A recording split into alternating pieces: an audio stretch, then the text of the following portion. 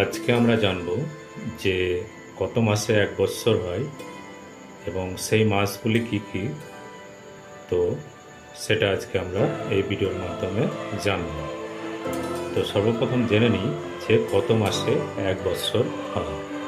তো বাংলা 12 মাস হচ্ছে এক বৎসর, অর্থাৎ 12টি মাসে একটি বৎসর হয় এবং সেই মাসগুলি কি কি, 12 মাসের যে নাম, সেই কি কি নাম আছে সেই নামগুলো আজকে আমরা জেনে নেব।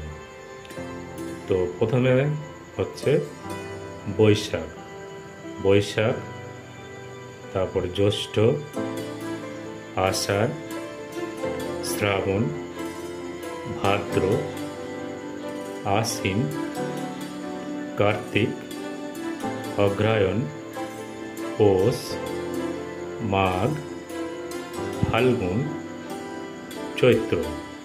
এই 12টি মাস মিলিয়ে হয় একটি বৎসর।